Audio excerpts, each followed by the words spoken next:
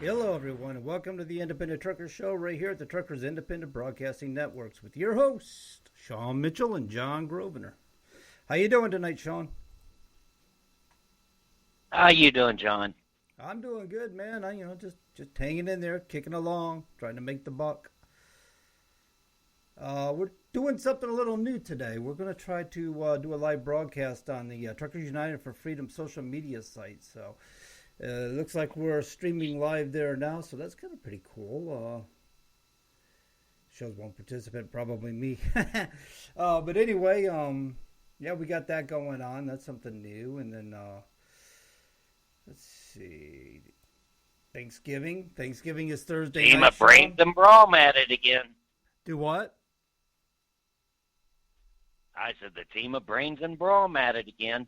Oh, yeah, we're always trying to expand and add new things. So, yeah, man, it's Thanksgiving next Thursday, Sean, already, man. We're right into the holidays. You got your truck all decked out, all Christmased up and ready to go for the holidays, or what's going on here, man? Neon lights and everything? So, well, tonight I'm waiting on Walmart down here in Pageland, South Carolina. And it looks like I'll be spending my day with Walmart. Ah, well, maybe they'll feed you. Feed you bullshit anyway, right? I'm starting to think we got a little bit of a delay here. I think we do. So Sean has a hard time getting in on the live stream here. So we he comes in on now he's trying to come in on the call in number. So it's I think part of it's too. I think he's getting a little bit of feedback. He was unexpected, but it's the only way he can seem to get this operation to work anymore. So speaking of Christmas, I don't know if anybody knows or not, but there's a gentleman by the name of Leon Everett. He's an excellent musician. He's got the Leon Everett music Facebook page. Sean just dropped off there, but he's still there on the phone line, so he'll be here.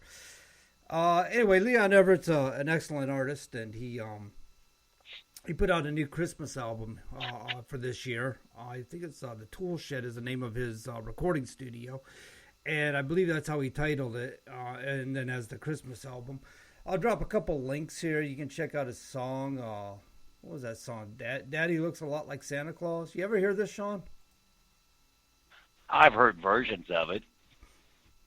Yeah, Leon's a good artist, and so we'll drop some links here so people can check him out. Check out his you can preview his album here on Apple Music and stuff, and kick off the holidays right. Do it right, have some fun, and take it home and share with the family, right? Well, there you go. So, So what else we got going on in the news tonight, John? well, I do believe. I was kind of curious. You ever think they're going to find Jimmy Hoffa's body? You know, they've had that man holding up the 50-yard line at Giant Stadium for years. That was always the story. And then they thought he was in a horse farm in Michigan. Now they're finding out he's in a junkyard in New Jersey. Well, they think. Uh, there's been so many jokes on that, but even if you look at the movie Nothing But Trouble with Dan Aykroyd and Demi Moore, and when they're up in the attic, they actually have Jimmy Hoffa's driver's license hanging up on a board. Yeah. I mean, I just really think this is one case like Amelia Earhart. They're not going to solve. No, I think when they disposed of that body, they did it for good. And the mob is known for that. You don't find it once they dispose of it, right? I mean, I'm sure the Hoffa family would like to have some closure, and I know especially in Clay County where I was raised, the Hoffa name still shows up in the newspapers. Last year, the oldest Hoffa member had passed away at 96. Well, he had a long life. She did, Oh, and she was very successful in the stuff that she did in her life. But the bottom line of it is that, I think even his son is, if you would have asked James, he would probably tell you that, yeah, they would like to find him so they could have some closure. But I just don't see him finding my highway hero. No, that'd be disappointing that if it's not there. I hope they look and I hope they find him. It's kind of an interesting article that came out about that because they were talking about somebody on his deathbed, divulging where Jimmy Hoffa's body may be. We hear this every now and again when somebody's dying. They got some late breaking news, and supposedly it was a son and a father that was running this junkyard in New Jersey, and I guess they brought the body out there to dispose of it, and the father runs over there to meet with these guys, these mafia head and stuff, and the father was quite irate about it because they told him to stick the body in the ground right there where there's a security camera. And he's like, I don't want to get caught doing this stupid shit. Well, I mean, I can understand why they wanted to put it in the cameras so somebody up in the higher ups could have access and take a look at it. But eventually it's going to come back to bite them in the ass, and that's usually what happens to those guys. Well, I didn't know. So, I mean, to me, the best movie, and I haven't seen The Irishman yet, but to me, the best concept came out was with Danny DeVito and Jack Nicholson. They did a very nice movie on that one. And other people have tried in the past, but I think that's about as close as you're going to get to know what happened. Yeah. Outside of what you got from testimony from Frank Sheehan before he died, it's like a crapshoot. Do we believe it or not? Yeah. Well, we know somebody offed him. And I know they've spent a lot of money looking for Jimmy. He's probably if you remember right, even on an episode of NCIS, they went out there with, I don't know exactly what you call it, but they went out there with some detector and they was surveying the ground to even see if there was a body on the 50-yard line. I mean, that's just how far they've took this. And I just think it's about time. I think it's about time. Yeah, I've always said he's the most honest crook I ever knew. But I think it's time to leave the man alone. We'll let him rest in peace. Yeah, I think it's about time. Well, I was going to say he's about the only person that was murdered that, other than JFK, that they've spent so much time looking for. I mean, JFK every November, there's always some reports or there's people doing coverage about the mystery behind the JFK assassination, and it's another one that won't be solved. Well, and they claim Oswald he wasn't by himself. I mean, there's been accusations that Hoffa's bodyguard was actually in town the night before the assassination. He was near town. They've tried to link that one up. Some people say LBJ was the one behind it. I mean, when it comes right down and said to it, these are all speculations. There's no truth to it. They're just speculations. That's what it comes down to.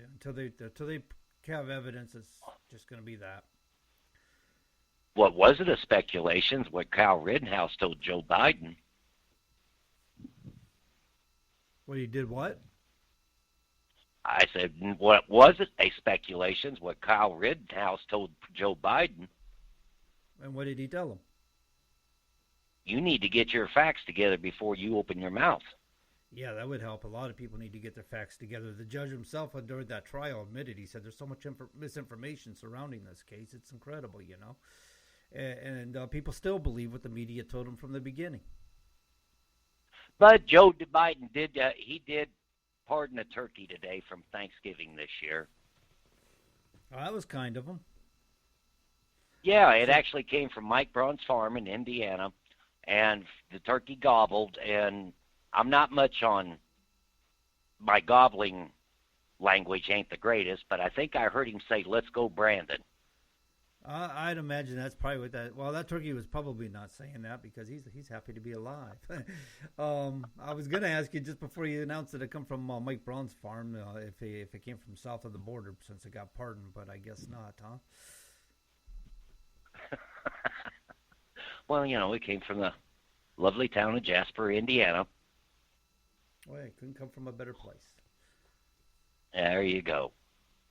So, have you read the latest on Overdrive magazine? An article come out November 12th. FMCSA: large truck involved fatal accidents increased in 2019. So basically, the pocket guide for truck statistics and stuff. The annual pocket guide came out. Apparently, they were doing some comparisons from 2005 to 2019. It's always a couple of years behind. It stinks because it's not up-to-date information for us. The FMCSA loves to just sit on it. And some of that's because they wouldn't do that. Well, they are still gathering information. Some of the fatality increases and stuff over the course of 2 years because people died as a result of the accidents and so on and so forth. But I think the FMCSA is all full of shit anyway. So anyway, the number of fatality accidents. Now, John, careful. Remember what happened the last time you spoke up. Oh, I know. I've been informed. I'm my own worst enemy. But you know what? They can't do any more damage unless they're just going to start harassing. I had to throw that one in there. Right. So let's see. Go ahead, John. According to WIDA magazine, the number of fatality accidents involving large trucks defined as vehicles with gross vehicle weight rating higher than 10,000 pounds increased slightly from 2018 to 2019, according to the Federal Motor Carrier Safety Administration. While the actual number of fatal crashes rose, the number of fatalities and crashes involving large trucks dropped by 1 from 2018 to 2019. Of approximately 510,000 police-reported crashes involving large trucks in 2019, there were 4,479 deaths and 114,000, which made up 29% injury cases. That's not a terrible lot. Let's see. Jody Spencer asked, why don't the government see that the four-wheelers be causing most of these accidents? They blame us, Jody, for everything. 100% for years. They've always said, 4,479 fatalities, and they said that was as a result of the industry.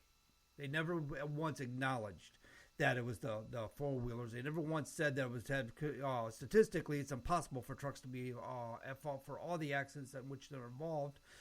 And you're right. We share the highway with people who are inebriated. 40% of the accidents and fatalities on America's roads are caused by people who are drunk on America's roads. How are we supposed to compete with that? Well, here's a prime example, John. Look what's coming up this week, and what we're doing out here for Thanksgiving, we have to go more than beyond the call because now once again, you really have got to drive for the other guy. And a lot of drivers, such as myself, we find a truck stop about 3, 4 o'clock in the afternoon, and we just call it a day. We as truck drivers realize you always got to err on the side of caution, right? It's better to look stupid and hit the brakes prematurely because you see something happening, and you're going to avoid an accident if you do. And if worse comes to worse, you may avoid the accident. But man, you can't help the guy who comes speeding across the median, careening right into you. I mean, and that's happened. That has happened, You can't help some of the stuff that people do. You can't help it that somebody sitting at a traffic light decides to make a turn right out in front of you, and you ain't got time to do anything. I mean, there are things out there that you just can't control. Or the guy that had a little bit too much to drink before he went to Mom's house for Thanksgiving. Yeah. Or after. Don't drink and drive, folks. Don't drink and drive, whatever you do. It's not worth it. No, it's really not. So the total number of fatality crashes involving large trucks in 2019 was the highest since 2005, which saw 4,551 fatal crashes. So they're still complaining that the fatality rates are increasing, and let's see, that was 2 years after the forced use of the electronic logging device. It's insane. Every year they're going to keep complaining. That was supposed to save 26 lives a year. Was supposed to. And they shot their wad in February. They did. So did you hear that the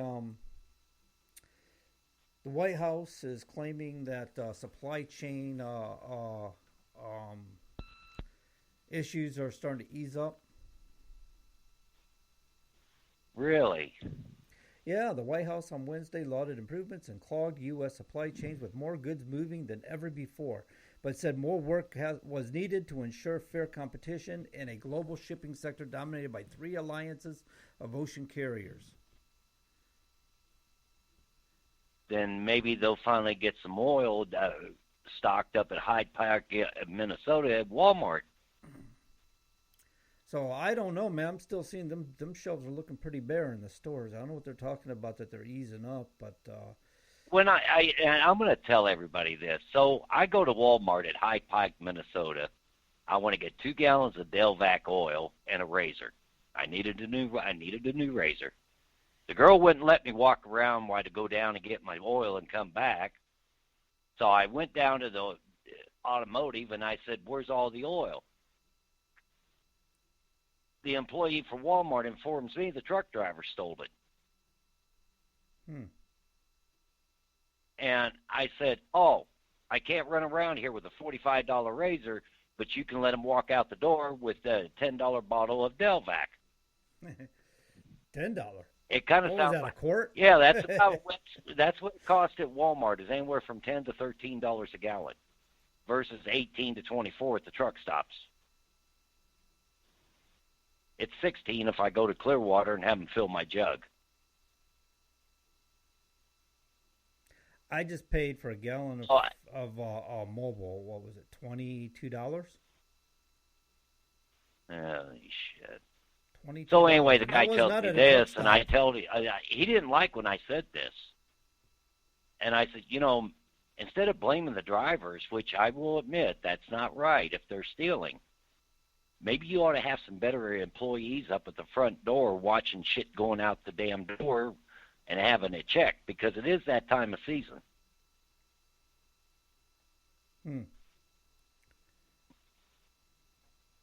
So, Well, he wanted to blame everything on Joe Biden. Jody's asking us, do you think that auto trucks will take over our jobs? And they're doing a damn fine job of getting it there, Jody. I mean, they make no. Well, look at regulations, the they article make no last week we read. Arkansas is using Walmart self-drive trucks now within Arkansas. Yep, they sure are. Well, those are small package delivery trucks and stuff. They're not very big, but it's just the same. They're still autonomous vehicles, and even still, it's a start. It is actually. Well, they've been a lot of folks been posting images of trucks out there that are running down the road, driverless, no doubt. And these are 18-wheelers. These are large commercial motor vehicles, and it usually takes about 20 years to cycle through the automobile industry. So basically, the cars you're getting new on the road today take about 20 years to cycle out into a newer generation of cars, fully into them. So what they're coming out with today will take 20 years to be on the road and fully up and running and stuff. So if you're seeing all fully autonomous vehicles on the road today, in about 20 years from now, you may be seeing the roads flooded with them. At the capacity of, say, 80 to 90% of the vehicles on the road are fully autonomous. And the fact that they can do it with the trucks and they got no legislations or regulations to prevent them from doing it, I would say it's very feasible that they're going to take over the majority of the jobs, at least over the road jobs.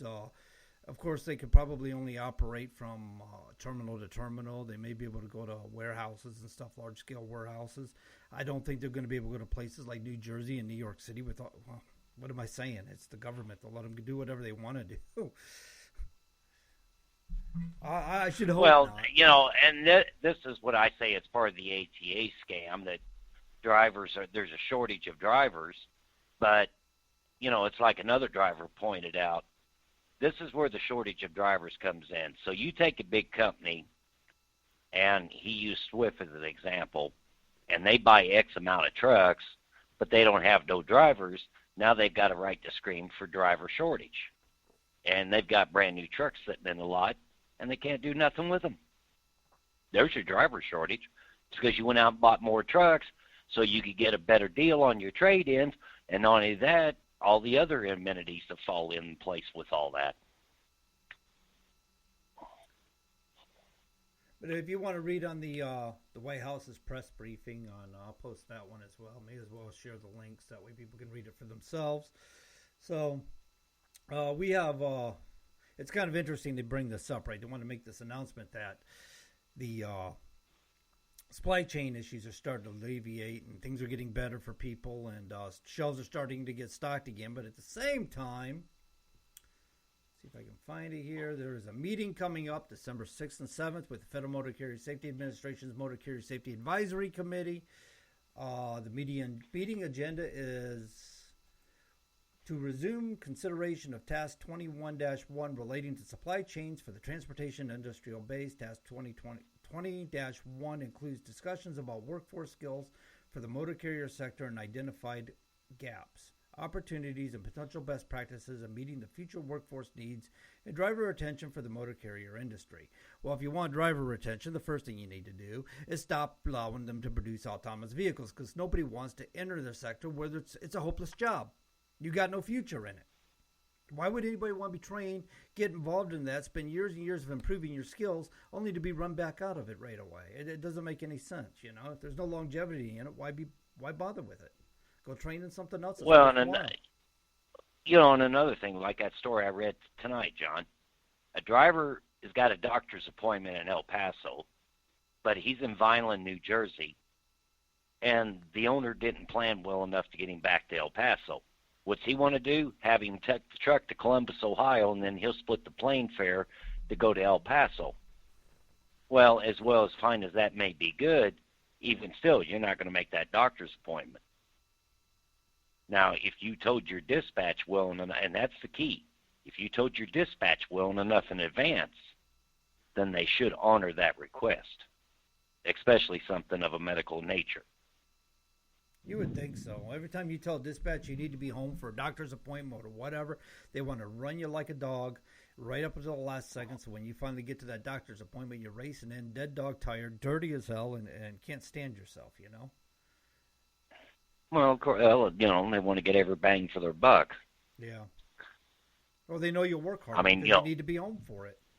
So you get wise. My license, you can reschedule. My license is sitting at home, and I'm not having it mailed by FedEx or anybody else up to the yard. So how do we get me back to Indiana? We send me to Oregon. That's the thing to do, and then get me home within 1 day of my license expiring. I don't think that's very cool. So they want more bang for the buck. Yeah. So as far as this meeting goes with the MCSAC, it is open to the public. I presented a link for that one as well. I suggest everybody go follow that link. You can find the details on it. It'll lead you to the Federal Register where you can read up on it. And but from that link, you can register to attend the meeting. You can and they do it on a conference call. So you can do it right there on your phone. You can drive down the road listening to it. You can listen and see what they're discussing about, how they're discussing it, where they're going with it, and keep yourself well informed. And if you have something you would like to comment on, you can cue in to do so. And they may bring people in, at their discretion. They'll bring you in to allow you the opportunity to have a say. So we'll share that link. And I encourage everybody that goes to that meeting, and if you want to know, y'all need to pop that question we've been asking for 3 months. Why was John Grosvenor kicked off the board? Good luck finding an answer to that one. Because the last John Grosvenor heard about it is their legal department told them not to answer that question. Oh, but remember, our friend from North Dakota asked, and they said they would check into that. Remember? I don't know that, because last I heard about that, he was told that they know exactly why I was kicked off that board, and they weren't going to tell anybody. They made a determination that they weren't going to tell anybody why it happened. Ah. So Did you speak your mind again, John? I do all the time. As in the FMCSA can go screw itself. I don't give a crap what they hear from me. So while we're speaking our minds, your thoughts on Kyle Rittenhouse? Innocent. I mean, listening to the trial and everything, pretty much verified things I already knew and then some. But he, good evening, Nikki. How you doing? You know, the thing of it is, it was self-defense. It was blatant self-defense. And the one thing everybody overlooks when I hear people arguing about whether it was self-defense or not was, you know, people often ask, why did he take a gun out? Why was he walking around the streets with a gun? And the answer to that is plain and simple. He had a legal right to. It was a legal carry. He had a right to be carrying it, and he has just as much a right to be in the streets as anybody else. However, there was a curfew going on at the time. But that also means why, if you're going to talk about the curfew, then why were the other guys out on the streets? Why were the protesters in the street if a curfew was into effect? So that kind of makes that, balances that out, right?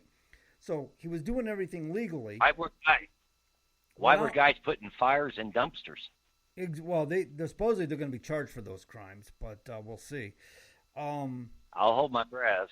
But the fact of the matter is, what kind of idiot attacks somebody holding a gun?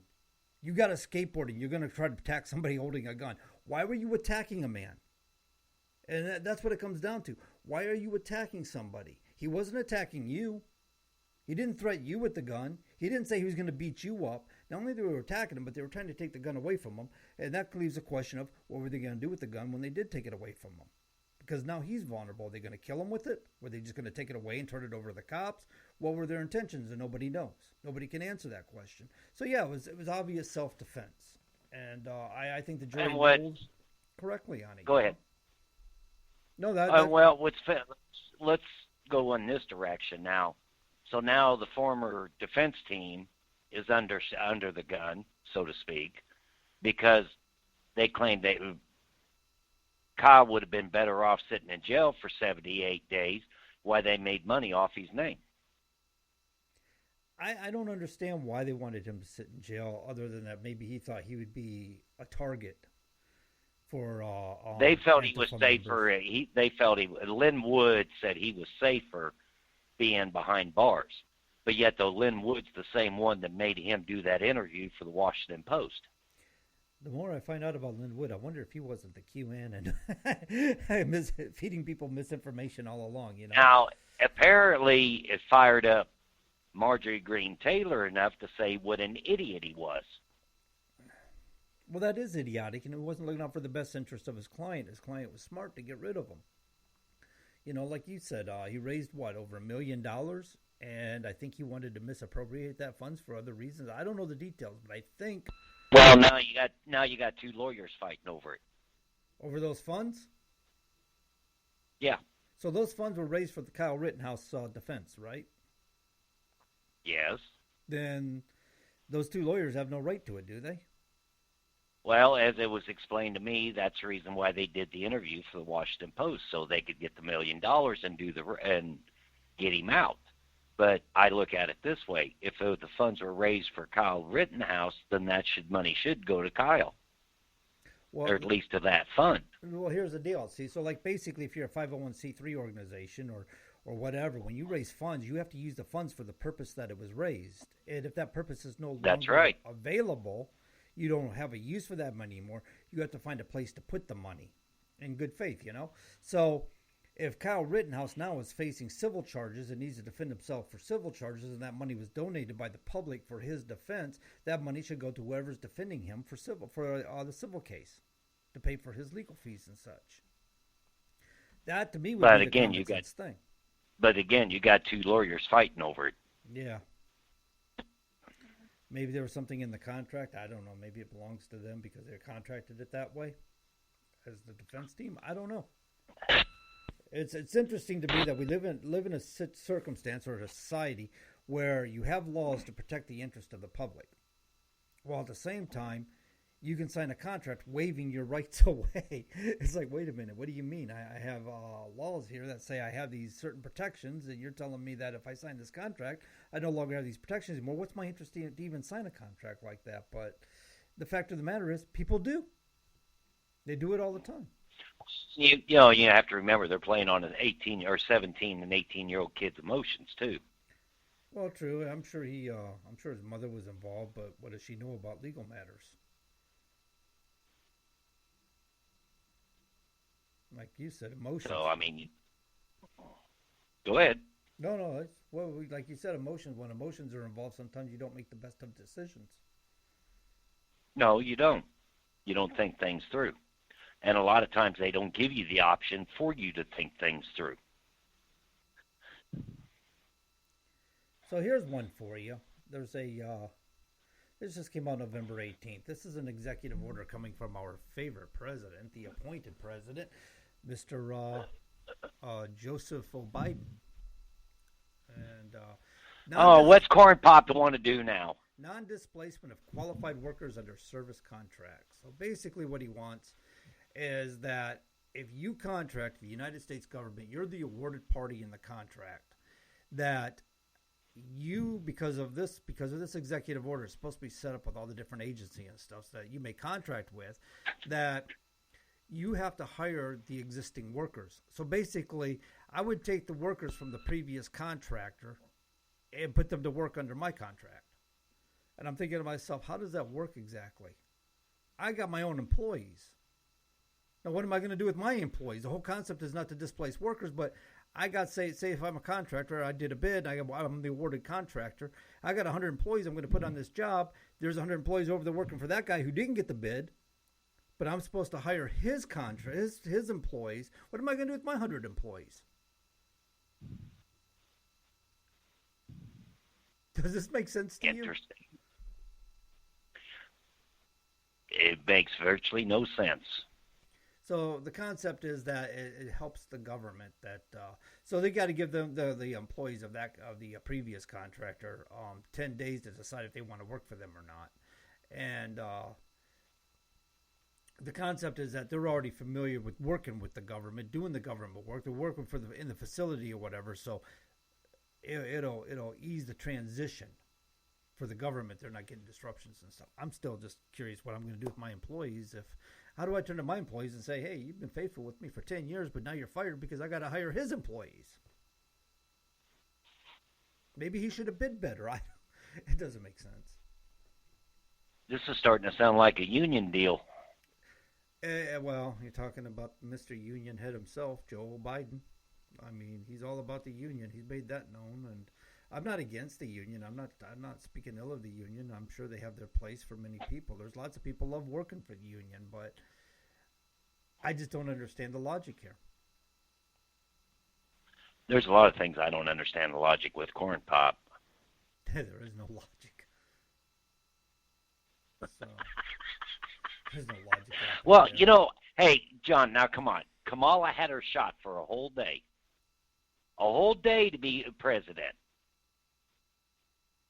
And she had 2 hours, didn't she? Wasn't he out just 2 hours? She had her opportunity. She had her chance. So I thought that was the chain of command. That's the whole purpose of having a chain of command. Anytime the president becomes disabilitated, anytime he cannot perform the functions of his duties, like say, he's sedated, then who are you going to go to but the vice president if there's an issue, if there's an emergency, If he can't answer the call, that's what she's there for. I'm sure during that 2 hours, Kamala and Nancy were having a very good discussion. Well, that was a weird audio. Your audio just changed. It was kind of weird. So what else we got going on, Sean? Oh, let's see. Well, I won't bring up what I was going to talk about. Nikki says I got too much time on my hands.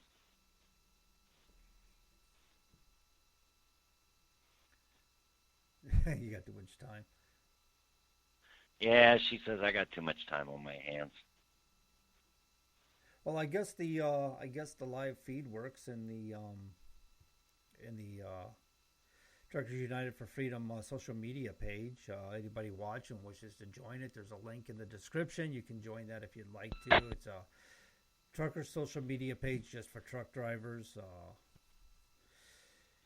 And it's been growing a little bit at a time. So it's kind of cool. They got a live stream now. You can put a live feed in there and see how we can grow it, see how we can make things happen over there.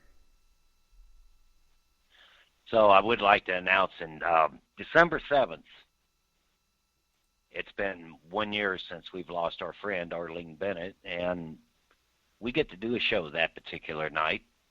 So if any of you care to remember Arlene on December 7th, you can please stop by and say hello and give us your memory of Arlene.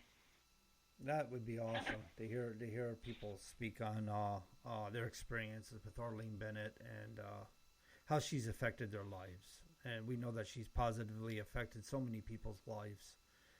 And it's hard to believe it's been a year already, you know?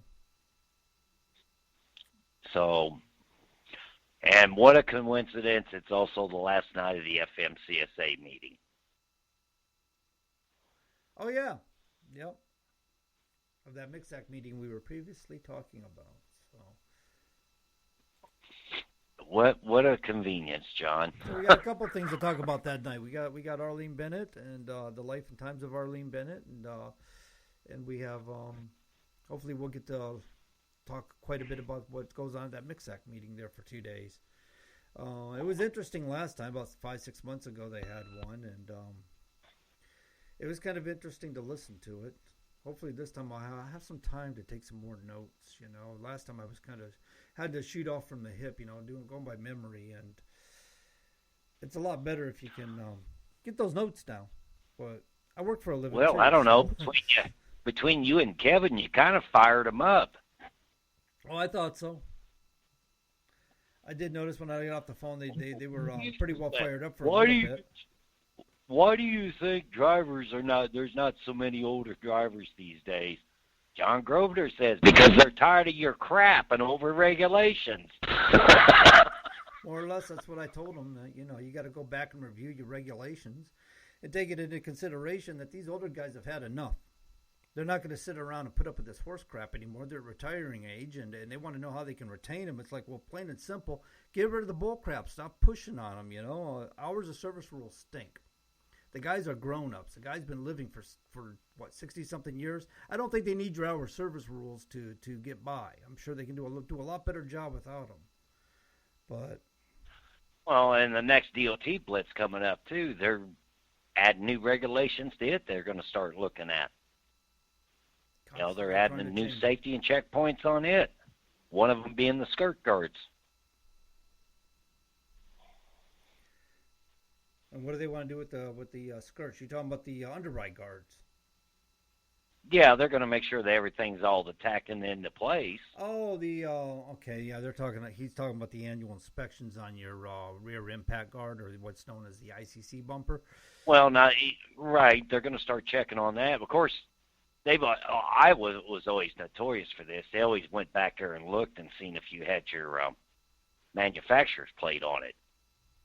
Yeah, that's something they've been doing the last few years. I guess they had some of them give away and do damage, and so now you're going to have them. I don't know if they're going to have to be certified or what it is, but everybody has to get an annual inspection on their vehicles every year anyway. So I'm sure it's going to be something in addition to the annual inspection that they're going to have to certify or show that they've inspected the rear underride guard and, like I said, the ICC bumper. And I think the underride guards, the side underride guards, I think that had passed in the infrastructure bill. I'm not positive on that. You know anything about that, Sean? No, not right offhand, I don't. I'm thinking we might get stuck with those, but we knew we would. It's a matter of... They kind of ticked me off when they took out the parking part on the infrastructure bill. They do it every time, man. They've known for over 20 years that parking issues were atrocious in the trucking industry. They've tried to resolve them. They've had every state do surveys and studies and all sorts of stuff throughout the years. And they were even surveying the trucking industry and trying to ask drivers, where do we need to add parking spaces? It's like, dude, everywhere. It's like, come on. The worst places, of course, are your big cities, right? New York City, L.A., New York City. I just said that, Chicago. They need marshaling yards is what they need, and you can't. They don't want to expend the money. What it is with the government is if they can't I did make a find dime. out this morning. If you're in a hurry, you got to unload early in the morning. Do not pass. If you got to do that, make sure you park in the front row of the Flying J in Columbia, South Carolina. If you're not in a hurry, park wherever you want, because at 5 o'clock in the morning, good luck trying to get out of that damn thing. Yeah. There's a lot of them like that. I've been in Harrisburg, and it's the same way at either truck stop, the TA or the one it was at the Wilco across the street. They just stack right in there, man. They got nowhere to go, and they just start stacking in there. You think that would be considered a fire hazard. Flying J had the theory that the trucks would always rotate under the old 8-hour rule. So that's why they did the parking the way they did. Uh-huh. Well, now they've increased everything up to 10 hours, and drivers are staying a little bit longer because either they're trying to plan their trips. If they got 2 hours or less to drive and there's a truck stop nearby and they're not pressed for time, they're going to find that truck stop. That's why they're partially why they're filling up as quick as they are now. Oh, yeah. Up here in New England, man, 4 or 5 o'clock in the evening, anywhere here in the Northeast, parking is high-cost real estate. It's hard to come by. I pulled in that Flying J at 3 o'clock in the afternoon yesterday. By 5:30, you could not find a parking space in there to save your soul. Yeah. Yeah, I know it for a fact. Every one of them was filled up. Well, there's a reason why off-ramps are lined with big trucks at 12 o'clock at night, There's a reason for it. But then I've also heard DOT officers say, we don't care, you plan your trip better. Yeah, I've also been told by safety directors. Well, it's kind of hard to plan your trip when you've been sitting at a shipper or consignee for 8-9 hours. They finally cut you loose. You think, oh, I'll go to the nearest truck stop. I've got less than an hour. It's only 10 miles down the road. And then, surprise, surprise. Now, I will say this to everybody listening. Pageland, South Carolina, they are actually starting to build a Love's. Almost right across from Walmart, from the Walmart Distribution Center. There's 3 truck stops in this town. Now, you watch and see how fast things fill up trying to get into Walmart. So my take on it is that the federal government's never going to invest anything into parking issues for truck drivers as long as they can't figure out how they're going to make some money off it. That's the bottom line. Right. COVID, they're all raking it in off the COVID, right? They're all invested into Moderna and J&J. Well, there was supposed to be another stimulus check going out, too, I read. Oh, I'm sure. But there were certain qualifications. Supposedly they had stimulus going out for people with children, too, so much per kid a month, and I don't know if that ever went through. I can't keep track of all the bullshit going on in government anymore. It's just too vast. There's too much going on, and they change their mind like people change underwear. But, yeah, that was my understanding. They had a surprise stimulus check that went out again under certain qualifications. I personally did not read on it because it don't qualify. I don't qualify. I was lucky to qualify under the last one under a 1099 through the SBA.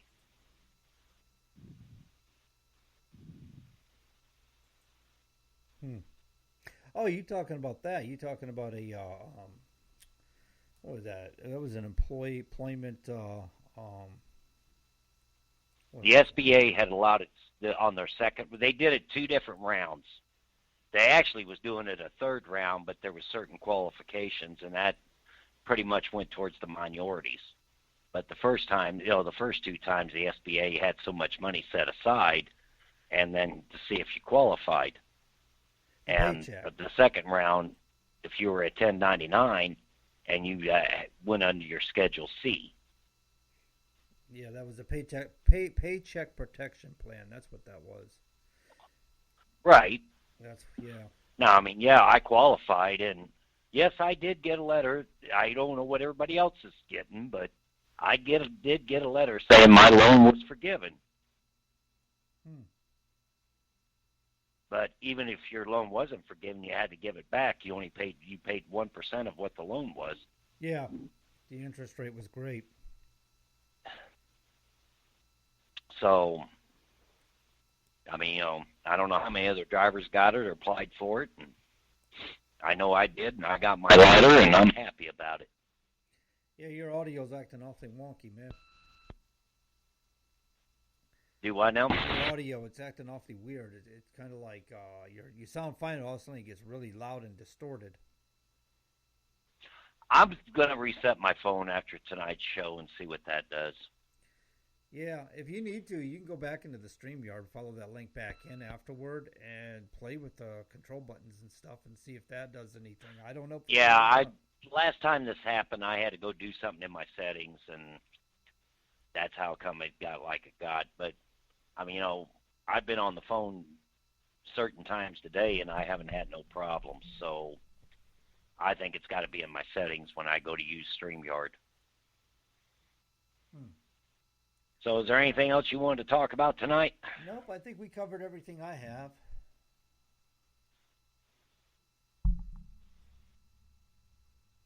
You all set, or you got more to talk about, or? No, I'm good. I just, like I say, I'm good. Oh. Well, I guess we go ahead and close her out and catch people next week, So don't forget, John will be on tomorrow night with the Common Conservator at 7 o'clock Eastern Time with Todd McKinley and Chris Wyatt. And John will be on the big radio. Real radio, yeah. He'll be on the real radio show. I don't know what real radio is anymore. But, yeah, it is an actual radio broadcasting out of Nashua, New Hampshire. It's pretty fun to do. Well, I know you have fun doing it. Yeah. All right, guys and gals. I guess we're going to go ahead and bug on out of here. Wish you guys safe travels. Hope you guys are safe during the holidays. Hope everything goes well for you, that you have an uneventful trip wherever it is you may be going these next few days. Be careful for Black Friday as well. And the 40% of the highway travelers that are drunkards out there, apparently. As always, keep the greasy side down, the shiny side up, and in between the lines, and be good. And if you can't be good, then, well, be good at it. And we'll catch you later.